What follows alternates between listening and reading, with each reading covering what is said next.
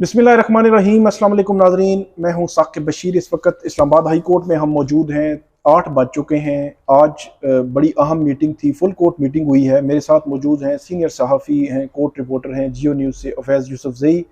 आज देर तक यहाँ पे रुकने का मकसद भी यही था कि इस्लामाबाद हाई कोर्ट में जो फुल कोर्ट मीटिंग हुई है उस मीटिंग में क्या हुआ है, अंदर खाने क्या होता रहा, अंदर की खबर क्या है, और इस्लामाबाद हाई कोर्ट इस हवाले से क्या सोचती है। क्योंकि 25 मार्च को जब इस हवाले से ख़त आया था तो उस ख़त के आने के बाद ही ये मामला जो है वो इस नहज पे पहुंच चुके थे कि बहुत ज़्यादा डिस्कशन हो रही थी। और उस डिस्कशन को सुप्रीम कोर्ट आज खुद नोटिस हुआ। 3 अप्रैल का ऑर्डर आया। सुप्रीम कोर्ट ने ये कहा कि रजिस्ट्रार जो हैं तमाम हाई कोर्ट्स के, वो इस हवाले से तजावीज़ दें।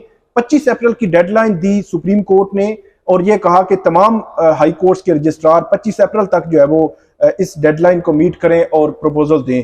तो आज इस्लामाबाद हाई कोर्ट में फुल कोर्ट मीटिंग थी। उसके हवाले से हम अवैस यूसुफजई हैं, उनसे बात करते हैं कि क्या लग रहा है, क्या मैकेनिज्म है, क्या ज़राए सोर्सेज मुसद्दक़ा ज़राए क्या कहते हैं कि ये मामला किस तरफ जो है वो जाता दिखाई दे रहा है आपको। देखिए साकिब बशीर, ये एक बहुत अच्छी डेवलपमेंट हुई है। आज जो फुल कोर्ट इजलास हुआ है, इस्लामाबाद हाई कोर्ट के तमाम जजेस इसमें शामिल थे। और इसकी अहम बात मैं आपको बताऊं कि चीफ जस्टिस आमिर फारूक और जस्टिस मियां गुल हसन औरंगजेब, इनके बारे में ये कहा जा रहा था कि ये एक साइड पर हैं, क्योंकि जस्टिस मियां गुल हसन औरंगजेब उन जजेस में शामिल नहीं थे जिन्होंने ख़त लिखा था या उस पर दस्तखत करने वालों में, जबकि जो दीगर 6 जजेस थे वो ख़त लिखने वालों में शामिल थे। तो एक ये तासुर मिल रहा था कि शायद जो चीफ साहब हैं वो इनकी बात नहीं मान रहे और जो आज फुल कोर्ट इजलास होगा उसमें कोई गर्मा गर्मी होगी। लेकिन मैं आपको बताऊं कि हमें जो ज़राए से पता चला है, ये फुल कोर्ट इजलास बड़े खुशगवार माहौल में हुआ है। और ये जो मीटिंग कंडक्ट हुई, तकरीबन 2 से ढाई घंटे तक तमाम जजेस को सुना गया, उनसे तजावीज़ ली गई। तहरीरी तौर पर वो पहले ही अपनी जो कुछ सबमिशंस थी वो जमा करा चुके थे, लेकिन आज डिस्कशंस हुई हैं बेसिकली जो तजावीज़ आई थी। और उसमें जो सबसे बड़ा डिसीजन है वो यही लिया गया है कि तमाम जजेस इस बात पर मुत्तफिक थे कि अगर अदालती अमूर में किसी भी किस्म की कोई मुदाखलत होगी तो उस हवाले से फिर इदारा जाती जो रिस्पॉन्स है उसका फैसला किया गया है। और ये मुत्तफिका फैसला है। इसमें इस तरह नहीं है कि जिस तरह कोई ऑर्डर आता है और हम बताते हैं कि ये 6-2 से ऑर्डर है या 5-3 से ऑर्डर है। ये तमाम जजेस का मुत्तफिका फैसला है और ये तय किया गया है कि किसी भी मुदाखलत की सूरत में जो रिस्पॉन्स होगा वो इदारे की तरफ से होगा। कोई एक जज जो है वो इस तरह के मसले पे सफ़र नहीं करेगा या उसे इस तरह सोचने की ज़रूरत नहीं होगी कि ये चीज़ उसके साथ हो गई है। कोई अगर इस तरह का इवेंट हुआ है तो वो रिस्पॉन्स किस तरह करे, किसको बताए। अभी तो जजेस के सामने कोई चीज़ नहीं थी, वो बताते थे, उन्हें समझ नहीं आती थी कि वो क्या मैकेनिज्म इख्तियार करें। लेकिन अब इस हवाले से जो है चीज़ें सेटल होने जा रही हैं। और इसमें इस्लामाबाद हाई कोर्ट के अलावा डिस्ट्रिक्ट जुडिशरी का मामला भी था। तो डिस्ट्रिक्ट जुडिशरी के हवाले से जो है वो क्या हुआ है कि डिस्ट्रिक्ट जुडिशरी के हवाले से भी कोई फैसले हुए हैं। क्योंकि ये बताया गया था उन 25 मार्च के उस लेटर में कि डिस्ट्रिक्ट जुडिशरी मतलब सेशन जजेस को भी कहीं ना कहीं उन मुदाखलत की गई, उनको थ्रेट किया गया और इस किस्म की बातें थी। तो उसके हवाले से क्या फैसले हुए हैं? बिल्कुल, देखिए डिस्ट्रिक्ट जुडिशरी के हवाले से भी इसमें अहम फैसले हुए हैं, क्योंकि जो बुनियादी तौर पे ट्रायल कोर्ट्स हैं वो तो कचहरी में ही होती हैं, जो ट्रायल चलता है मुख्तलिफ केसेस का। हाई कोर्ट में तो अपील की स्टेज पे ये केस पहुंचता है। तो सबसे ज़्यादा जो सफ़र करते हैं जजेस अगर किसी भी किस्म की मुदाखलत की सूरत में, तो वो ट्रायल कोर्ट के जजेस होते हैं। और इस तरह की बहुत सारी मिसालें हैं कि जिसमें जजेस के जो कंडक्ट है उस पर बात की गई, उन पर प्रेशर की बात की गई। इस हवाले से जजेस ने जो है हाई कोर्ट को भी कुछ केसेस में आगाह किया। तो ये भी इस मीटिंग में डिसाइड हुआ है कि जो डिस्ट्रिक्ट लेवल पे जो जजेस हैं उनको प्रोटेक्ट किया जाएगा बाकायदा, और जो इदारा जाती रिस्पॉन्स है वो उनकी हद तक भी होगा। क्योंकि हाई कोर्ट जो है वो उनमें जो इंस्पेक्शन जजेस होते हैं वो देख रहे होते हैं अपने जो मातहत अदलिया है उनके हवाले से मुख्तलिफ चीज़ों को, उनकी जो शिकायत होती हैं या जो भी चीज़ें आती हैं। तो जिस तरह वो जो इंस्पेक्शन जजेस होंगे इस्लामाबाद हाई कोर्ट के, जिसमें स्पेशल कोर्ट के लिए अलहदा एक इंस्पेक्शन जज होंगे, ईस्ट के लिए जो डिस्ट्रिक्ट जुडिशरी में डिस्ट्रिक्ट एंड सेशन जज ईस्ट है और वेस्ट है, तो उनके लिए जो इंस्पेक्शन जजेस हैं वो इसमें बाइख्तियार होंगे। क्योंकि उनका तकरीबन जो रोल था वो किसी हद तक ख़त्म हो गया था, वो इर्रेलेवेंट थे बहुत सारे मामलात में। लेकिन उसको जब इंस्पेक्शन जजेस का किरदार इसमें दोबारा जो है बढ़ाया जाएगा और जजेस को एम्पावर किया जाएगा, तो जो जुडिशरी है डिस्ट्रिक्ट जुडिशरी, उनके जजेस अपने आप को एक तरह से तहफ़्फ़ुज़ में तसव्वुर करेंगे, उनको अदम तहफ़्फ़ुज़ का जो है वो एहसास नहीं होगा। बिल्कुल।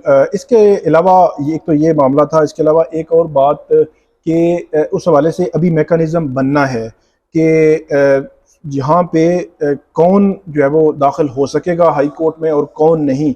इस हवाले से कोई क्या आइंदा 2-4 रोज़ में कुछ खबरें आने का इम्कान है? देखें, जो सारी चीज़ें हैं ये अभी डिस्कशन में हैं। जजेस ने मुख्तलिफ तजावीज़ दी हैं, मुख्तलिफ चीज़ें डिस्कशन में आई हैं। उसमें ये भी बात है कि जो एजेंसियों की मुदाखलत है या एजेंसी के एहलकारों की जो मुदाखलत है उसको किस तरह जो है ख़त्म किया जाए। तो उसके लिए मेरा ख्याल है एक जो बुनियादी स्टेप है, एक सजेशन ये आई है, एक तजवीज़ ये भी आई है कि उनके किरदार को ख़त्म करने के लिए जो उनकी एंट्री है उसको रिस्ट्रिक्ट किया जाए इस्लामाबाद हाई कोर्ट के में, और उसके लिए कोई इस हवाले से ऑर्डर भी जारी होगा आने वाले दिनों में कि कोई इस तरह की भी चीज़ सामने आ जाए। लेकिन एक चीज़ पे तो देखें, सब जो जजेस हैं वो मुत्तफिक हैं कि जो अदालती अमूर हैं उसमें किसी भी किस्म की मुदाखलत बर्दाश्त अब नहीं की जाएगी। तो ये मुस्तकबिल के हवाले से तो एक चीज़ पे कंसेंसस हो गया है इस्लामाबाद हाई कोर्ट के जजेस का। और अब जो आज की मीटिंग के हवाले से जो भी तजावीज़ फाइनलाइज हुई हैं और ये जो आज फैसला मुतफ़िका सामने आया है, इसका एक ड्राफ्ट तैयार करके सुप्रीम कोर्ट को भिजवाया जाएगा और फिर सुप्रीम कोर्ट इस हवाले से जो भी मुनासिब समझेगी तमाम, क्योंकि उन्होंने हाई कोर्ट्स को लिखा है, तमाम जो स्टेक होल्डर्स हैं वो अपनी अपनी तजावीज़ देंगे।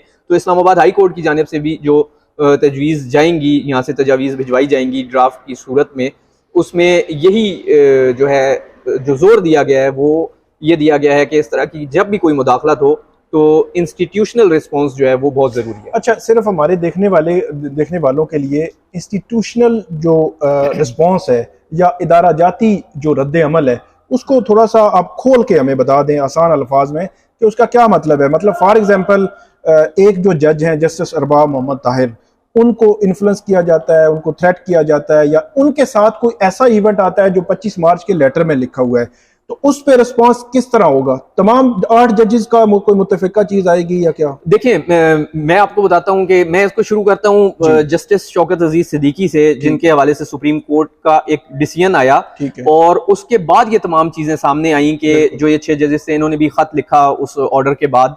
तो जब जस्टिस शौकत अजीज सिद्दीकी ने इस मुदाखलत का जिक्र किया था तो उसमें इशू ये था कि वो तमाम जो चीजें हैं वो उनके साथ हुई और वो किसी को शायद बता नहीं सके। उन्होंने सिर्फ एक तकरीर में जिक्र किया और उन्हें भी उस वक्त अंदाजा नहीं था कि रिएक्ट किस तरह करना है, इस पे रद्द-ए-अमल कैसे देना है। अब उसका तरीका ये होगा कि अगर कोई भी एक जज सफर करता है, उसको प्रेशराइज किया जाता है या उसको किसी किस्म के दबाव का सामना होता है तो वो अपने चीफ जस्टिस को आगाह करेगा। उस हवाले से दोबारा जो है एक मीटिंग वो कन्वीन की जा सकेगी। उसके हवाले से जो तमाम जजेस हैं उनको इस सूरत हाल से आगाह किया जाएगा और जो चीफ जस्टिस हैं उस पे वो जो है अपना जो भी रिस्पॉन्स होगा वो देंगे। जो मुतलका जज हैं, जो प्रेशर जिन पे किया जा रहा होगा किसी भी केस के हवाले से, उनको ये जो बोझ है वो अपने ऊपर नहीं उठाना पड़ेगा कि वो किस तरह रिएक्ट करें, किसको खत लिखें, कोई तकरीर करें, किस तरह बताएं इस बात को। वो डायरेक्ट जो है अपने चीफ जस्टिस को इस मुतालिक आगाह करेंगे। एक फुल कोर्ट मीटिंग या जो एडमिनिस्ट्रेटिव कमेटी की मीटिंग है, पहले मामला उसमें डिस्कस करके और फिर तमाम जो जजेस हैं उनके साथ शेयर करके एक चीफ जस्टिस के लेवल पे और पूरे इदारे की जानिब से इस पे कोई एक्शन लिया जाए। मेरा आखिरी सवाल कि आपको लगता है कि आइंदा एक हफ्ते में या चंद दिनों में इस्लामाबाद हाई कोर्ट का माहौल कुछ बदला हमें नजर आ सकता है? देखिए, बिल्कुल इसमें बहुत सारी मेरे ख्याल में तब्दीलियां होने जा रही हैं। जो सुप्रीम कोर्ट में ये केस है, अब 25 तारीख को अलबंद लगा हुआ है, 30 अप्रैल को 25 अप्रैल तक ओके 25 अप्रैल तक ये तजावीज़ जमा करानी है। 30 अप्रैल का टाइम है केस का। मेरा ये ख्याल है कि सुप्रीम कोर्ट से एक बहुत लैंडमार्क जजमेंट इस हवाले से जो है वो आने का इम्कान है और मेरी एक्सपेक्टेशन भी है कि जिस स्टेज पे जो चीफ जस्टिस पाकिस्तान है इस मामले को अब लेके गए हैं और उन्होंने भी कहा है कि इसमें फुल कोर्ट जो है वो भी वहां पे भी बनेगी और तमाम इसको जो है वो केस को सुना जाएगा।